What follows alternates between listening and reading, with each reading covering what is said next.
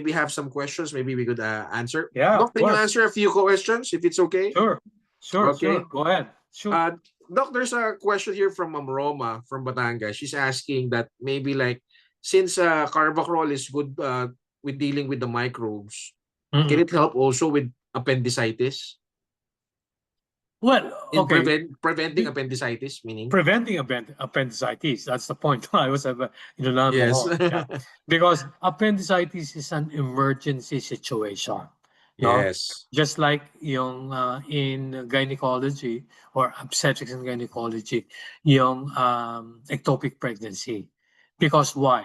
The reason why appendicitis is considered emergency is because no, we try to prevent or avoid no, the rupture of the appendix. Because the moment the appendix ruptures, kakalat yung dumi. No? Magkakaroon tayo ng tinatawag na peritonitis. So we're trying to avoid it. So by taking out the appendix, which is oh my goodness, it is no value talaga eh. Ewan ko kung bakit nagkaroon tayo ng appendix. No? Wala naman siyang proper and adequate function inside the body. So even if you have undergone an appendectomy, nothing is lost inside your body. It's still the same. So, well, to prevent, yes, definitely it will help. But again, it may not be a guarantee. We don't want to put ourselves in a very risky situation na trying to guarantee o hindi, tas bigla nagkaroon ng for whatever reason nagkaroon yung pasyente ng appendicitis. No, but definitely it can help prevent appendicitis. But anyway, you don't need to worry about appendicitis because it's nothing. It's a very simple procedure. Pakikitaan nga lang ng surgeon. We can even do appendectomy, but we also have what we call ethical issues. No? So pagka hindi mo na kasama sa specialty mo, you don't need to tamper with it. So it's given to surgeons. Okay. I hope that answers that question, Ma'am Roma. No, Doc, there's another question here because you are actually conducting IV stem cell therapy, if that's correct, right?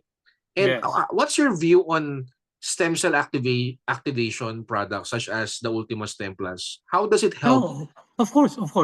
Okay. This is not the first time that I encountered oral preparation of stem cells. Meron pa ako noon animal-based stem cell, meron pa of course other plant-based stem cell, meron pa fruit stem cell, lahat na naglalabasan. Because why? Because we're trying to ride on the popularity of the standard IV stem cell. And for sure, especially if the intention is for preventive healthcare, definitely it will help a lot. And if we try to use, unahan na natin, we try to use Ultima stem cell, no? Kahit nga wala ka pang problema, then it will definitely create an atmosphere of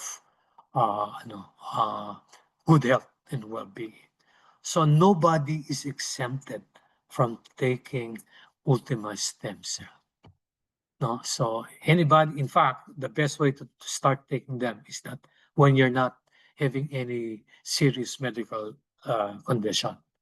But now it's now also being studied extensively in trying to address the problem of even cancer. No, meron lang konting dapat i-tweak, no, about cancer and stem cell treatment. Okay. Galing, Doc. So I think are there any more questions? What specific nanocell products are good for gout? For gout. Yeah. Undergoing dialysis, of course. One big issue on the serious medical condition is CKD, no, chronic kidney disease. That's the reason why, of course, the pharmaceutical industry will never admit that part and parcel of people experiencing CKD is because of the prolonged use of maintenance medicines. proven na yan eh. Kaya lang siyempre they won't say that because otherwise they will create a sort of fear from patients, and patients will definitely stop taking their maintenance medicines. That's the reason why in the conventional way of treating patients, no, para ba linalagay natin sila sa balance eh.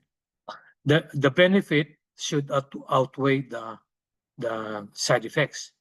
But the point is, the longer you take the maintenance, yung yung side effects more or less tumataas din eh. So nakakatakot. That's also the essence of trying to improve the overall health of the patient by providing them with additional supplements. No? There are cases where we cannot do away with taking some mainstream medicine. No, that's just fine. No? Pero we also incorporate taking the supplements, no, with the end in view of gradually removing, no, yung mga maintenance medicines, so that in the long run we're able to eliminate the unwanted side effects of this maintenance medicine. So it's, of course, it's a process. We cannot, at the same time, we cannot advise or suggest that people who are on maintenance medicine should stop abruptly and just take the supplements. No, that's not how it should be. We should be doing it in the beginning, of course, kaya nga integrative. You integrate, you combine, and then as the body adjusts, then you can now gradually discontinue the use of some of these maintenance medicines. Now, as to when, that is something that we cannot say for sure. It depends again on the individual body reaction. It's just like saying, may mga pasyente ang bilis-bilis makaramdam ng pagbabago even when taking the supplements. And there are patients na, Doc, ba't ang tagal-tagal na, parang wala naman ako naramdaman. That's also the beauty of providing a baseline diagnostic or screening test. And then you repeat the test after several months or after a year of them taking the supplements to find out. Kasi nga sabi natin, there are people or there are clients who are experiencing no symptoms, asymptomatic. But that doesn't mean that there is no improvement. That doesn't mean that they are not suffering or experiencing some of these medical conditions. So again, evidence is very important. I think, Doc, there's just one last question here. Sige, sure. Since it's been asked here. Doc, for stroke patients, can stem cell reactivation be something that they could put into their regimen? Oh, yes. Okay, this is it muna. For stroke patients, the moment you experience a stroke, even if it's mild, there is a bigger chance of developing another stroke episode. So, ang purpose natin noon is to avoid or to prevent you from getting into another episode of stroke, because statistics show that the subsequent episodes of stroke might be even more difficult to treat or more might be stronger than the initial mild stroke. So we really need it. And part and parcel of trying to address the overall condition of the patient would always be something related to stem cell.